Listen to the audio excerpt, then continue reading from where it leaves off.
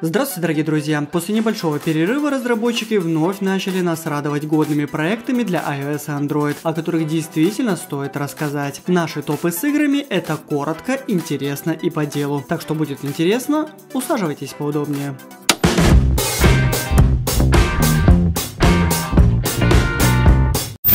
Приход второй части Monument Valley не мог пропустить никто, потому как ее продемонстрировали и на WWDC во время презентации iOS 11 и обособили в App Store. Оно и понятно, ведь первая часть игрушки действительно всколыхнула App Store и Google Play, породив целую кучу качественных и не очень клонов. Во второй части разработчики руководствовались по принципу «зачем что-то менять в том, что и так хорошо работает», выполнив единственную просьбу игроков – добавить новые локации. Прикручена совершенно новая история, свежий саундтрек и уникальные уровни, ну и головоломки. На самом деле игрушка не тянет на вторую часть, это скорее дополнение с новыми уровнями и персонажами. Игрушка очень качественная, но иллюзорные головоломки, по моему мнению, стали проще, а кампания проходится от А до Я за добрый час, а деньги-то немалые. Monument Valley 2 определенно тянет на полученное ей звание «Выбор редакции». Это по-прежнему очень красивая, оптически замудренная,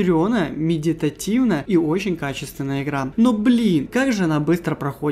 Только вошел во вкус и увидел финальные титры. На данный момент игра доступна эксклюзивно для iOS, но так как первая часть вышла таки на Android, думаю и вторая релизница, правда попозже.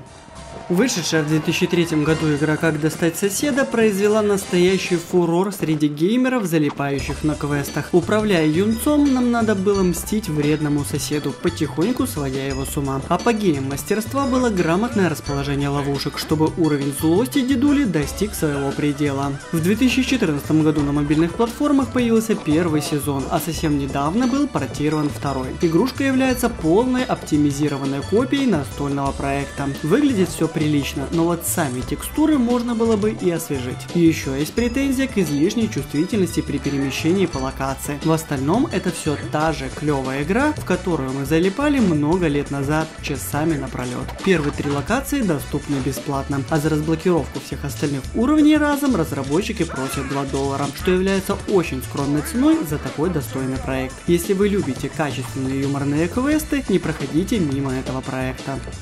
Dead Plage погрузит нас в классический постапокалиптический мир с живыми мертвецами, возникшими из-за несанкционированного роста белорусского рубля. Шучу. Вирусы. Все они. Главному герою, как резиденту компании Biocorp, предстоит предотвратить техногенную катастрофу. Между отстрелом зомби в различных режимах, не дающих заскучать, необходимо собирать ДНК и выяснить причину возникшего экшена. В общем, лекарство нам нужно. По части геймплея игрушка очень напоминает Alien Shooter, и это здорово. Управление удобное, зомби много, локации тесные, благо хоть разновидности пушек хоть отбавляем. Каждую можно прокачать. К этому докупаем амуницию, повышаем скилл и айда метко отстреливать ходячих. Террариум довольно внушительный. Разумеется, не обошлось и без боссов. Играть можно бесплатно и в оффлайне, а если есть возможность, то можно прикупить какую-нибудь эксклюзивную пушку. Заодно отключится и реклама. О всех остальных достоинствах и недостатках я уже рассказывал в полноформатном обзоре. Там же вы найдете промокод на бонусные плюшки. Заходите, смотрите. Ссылочки оставил в прикрепленном комментарии.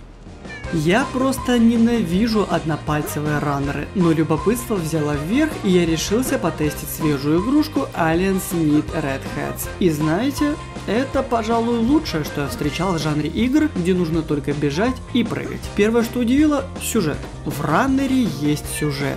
Он хоть и банальный, но его графическая реализация на движке игры действительно внушает уважение к разработчику. Кат-сцены будут демонстрироваться между 5 локациями, каждая из которых привносит разнообразие в стиль управления персонажем. Несмотря на то, что управлять нужно только одиночным или двойным прыжком, соскучиться тут не дадут. Пройти ни с первого, ни скорее всего даже с 10-го раза локацию не удастся. Причем с каждым последующим уровнем коварных мест будет еще больше. Оторваться очень сложно. Все это заправлено приятным приятной графикой и бодрым саундтреком. Из недостатков игрушка платная и не дает геймеру перед покупкой поиграть даже в первую локацию. Зато ценник символический и нет назойливой рекламы. Также сначала может показаться, что только 2 видов прыжков может быть маловато. Хочется больше действий, вроде скольжения под препятствиями, но я скажу так, хардкорности действительно хватает. С головой. Проект получился классно, и я нисколько не жалею за потраченные средства. Несмотря на все недостатки Iron Blade, мимо этой игрушки я просто не мог пройти, ибо некоторые озлобленные комментаторы 100% спросили бы про эту игру. Сама задумка Iron Blade действительно неплоха. Экшен с элементами ролевой игры довольно популярный жанр, особенно на мобильных платформах. Что касается ролевой составляющей, то тут все в полном порядке, а вот в остальном разработчики под крылом Gameloft налажали. Сюжетная кампания проведет нас по рельсовым событиям, подаваемых в виде кат-сцен на движке игры и диалогов в виде субтитров. Благо, хоть русскую локализацию прикрутили. Боевка сильно напоминает недавний проект Король Артур. Правда, если в последнем все восприняли это на ура, то в Iron Blade негатива куда больше. Каждый заход на уровень кампании представляет собой схватку с несколькими волнами противников. Вариантов действий немного. Направленный удар, блок, несколько магических приемов. В главном меню приобретаем шмот и открываем сундуки. Позже позволит поиграть в PvP и вступить в клан. Картинка симпатичная. Не понравилась энергия, необходимость постоянно присутствовать в онлайне, да и вангую, что при длительном прохождении кампании понадобится донат. Ну и главный недостаток. Персонажам нельзя передвигаться самостоятельно. Если бы игрокам развязали руки, то игрушка получилась бы очень здоровской. Немецкая Giant Software продолжает активно выпускать качественные игры, имитирующие различные профессии. На этот раз обновился симулятор колхозника. Огромный открытый фермерский мир позволяет выполнить несколько десятков задач на продвинутой технике. Реализм присутствует во всем, а поиграв добрый час, понимаешь, что не такое это уж и легкое дело – косить и забивать. Графика на уровне, задач много, и все они разноплановые. Есть и экономическая составляющая. Добавили помощников и сетевую игру по Wi-Fi. Игрушка для любителей жанра стоящая и, пожалуй, не имеющая конкурентов. Осталось только решить, готовы ли вы удовлетворить разработчиков предложенным прайсом. Если да, то айда поднимать народное хозяйство. Космическая романтика продолжает порабощать умы неравнодушных и просто любящих проводить время за штурвалом корабля. Сюжет есть, но он простой, линейный и подается в виде диалогов, благо хоть на русском языке. Миссия также незамысловатая, харизматичных персонажей и юмор добавить забыли. В Subdivision Infinity вы можете проходить как сюжетную кампанию, так и выполнять второстепенные миссии по добыче ископаемых и поиске чертежей для постройки собственного корабля. Есть и огромный выбор космических судов в местном магазине. Каждая имеет свои характеристики, отдельные из которых поддаются прокачке, и слоты под разные приобретаемые пушки. Прокачка персонажа сделана больше для галочки. Управление откровенно простое. Лети, стреляй на упреждение и смело ускоряйся. Во время боя главное внимательно высматривать контейнеры и умело маневрировать, а также прятаться за космическим мусором и другими кораблями. Графика приемлемая, музыка соответствует. Лично мне не понравилась здешняя пустота. Нет и реальных космических скитальцев, с которыми можно было бы зарубиться в мультиплеере. В остальном игрушка неплохая и затягивающая, хоть и платная.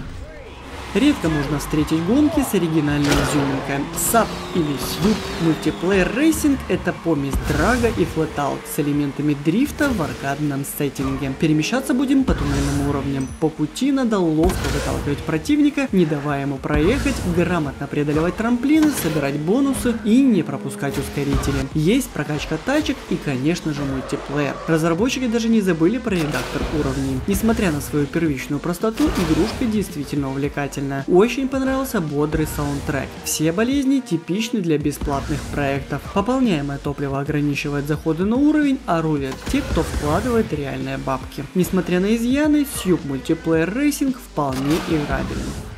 Среди тонны рекламы и требования постоянного интернет-соединения скрылась милая игра с классным саундтреком Oil Hunt 2. Управляя каким-то чудом, нам нужно добывать нефть для маленького бизнеса на берегу моря. Встав напротив залежи тяжелого топлива, вытягиваем трубу на нужное расстояние и начинаем ловить капли драгоценного черного золота. Задача — наполнить шкалу на 100% на каждом уровне. Очень сложно подобрать точную длину телескопической трубы, потому как если она будет короче то будет подсасываться воздух, а длиннее труба упрется в грунт, и уровень придется начинать сначала. Ну или отдать полминуты жизни на просмотр рекламы. Разработчики могли бы развить идею и прикрутить прокачку скилла, покупку более продвинутого инвентаря и еще что-нибудь, чтобы разнообразить игровой процесс. Но нет, на самом деле проект держится на двух вещах: конечная игровая кампания и хардкорность. Пройти игрушку будет действительно сложно.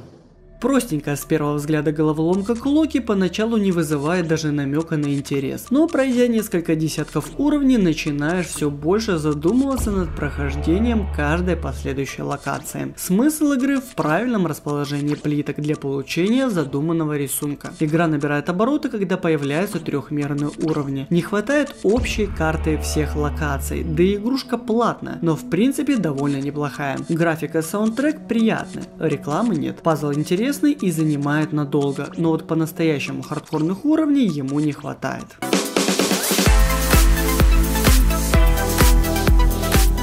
Буду надеяться, что вы нашли игры, которые подходят вам по духу. Ну а на этом все. С вами был Вадим Ищенко на канале ProTech. Пойду делать свежую подборку must-have приложений для iOS и Android. Знаете, найти годный софт в App Store Google Play – та еще проблема. Так что подписывайтесь, чтобы не пропустить новые видео. Хорошего настроения и спасибо за лайки. Пока-пока.